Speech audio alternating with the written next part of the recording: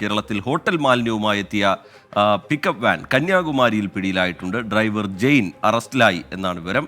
Kanyakumari police നടത്തിയ വാഹന പരിശോധനയിലാണ് പിടിയിലായത്. മുഹമ്മദ് റഹീസ് വിവരങ്ങളുമായി ചേരുന്നുണ്ട് ചെന്നൈയിൽ നിന്ന്. റഹീസ്, വിശദാംശങ്ങൾ എന്താണ് റഹീസ്?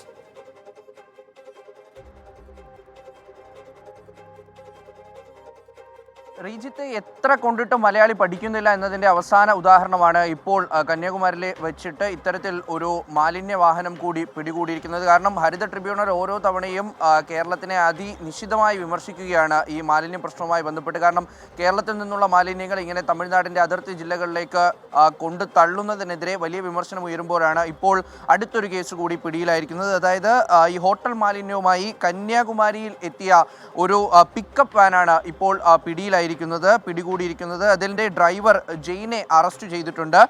കന്യാകുമാരി പോലീസ് നടത്തിയ പരിശോധനയിലാണ് ഈ അതിർത്തി ചെക്ക് പോസ്റ്റുകളിലൊക്കെ ഇപ്പോൾ പരിശോധന വലിയ ശക്തമാണ്.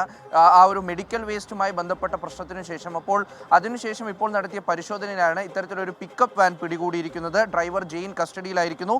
ഒപ്പം തന്നെ ഈ പിക്കപ്പ് വാൻ്റെ ഉടമയ്ക്കെതിരെയും കേസെടുത്തിട്ടുണ്ട്. ഈ സംഭവത്തിൽ ഇന്നലെയും ഇത്തരത്തിൽ കന്യാകുമാരിയിൽ വെച്ച് ഒരു മാലിന്യ വാഹനം പിടികൂടിയിരുന്നു. ഈ വിഷയം ഇങ്ങനെ ചർച്ചാ വിഷയമായി ആയതിനു ശേഷം ഒരു 4 തവണയാണ് ഇത്തരത്തിൽ വാഹനങ്ങൾ പിടികൂടിയിരിക്കുന്നത്. ഇത് മെഡിക്കൽ വേസ്റ്റ് അല്ല, മറിച്ച് ഹോട്ടൽ മാലിന്യങ്ങളാണ്. ഇത് തിരുവനന്തപുരത്ത് നിന്ന് കൊണ്ടുവന്ന ഹോട്ടൽ മാലിന്യങ്ങളാണ് എന്നാണ് ഈ ഡ്രൈവർ മൊഴി നൽകിയിരിക്കുന്നത്. ഈ വാഹനത്തിൻ്റെ ഉടമയെ ഇപ്പോൾ പോലീസ് ചോദ്യം ചെയ്യലിലേക്ക് കടന്നിട്ടുണ്ട്. അദ്ദേഹത്തിനെയും അറസ്റ്റ് ചെയ്യുമെന്നാണ് ഇപ്പോൾ ലഭിക്കുന്ന വിവരം. എന്തായാലും തുടർച്ചയായി ഇത്തരത്തിൽ ഇങ്ങനെ മാലിന്യങ്ങൾ ഒരു സംസ്ഥാനത്ത് നിന്ന് മറ്റൊരു സംസ്ഥാനത്തേക്ക് എത്തിക്കുന്നത് കേരളത്തിന് പ്രത്യേകിച്ച് നാണക്കേടാണ്. ഒപ്പം തന്നെ ഈ ഹരിത ട്രിബ്യൂണലിൻ്റെ ഒക്കെ അടുത്ത് ഈ മെഡിക്കൽ മാലിന്യവുമായി ബന്ധപ്പെട്ട കേസ് മുന്നോട്ട് പോകുമ്പോൾ അത് വലിയൊരു ചോദ്യചിഹ്നമായി മാറുകയും ചെയ്യും. വലിയ വിമർശനമാണ് ഇനിയും കാത്തിരിക്കുന്നത്. റീജിത്ത്.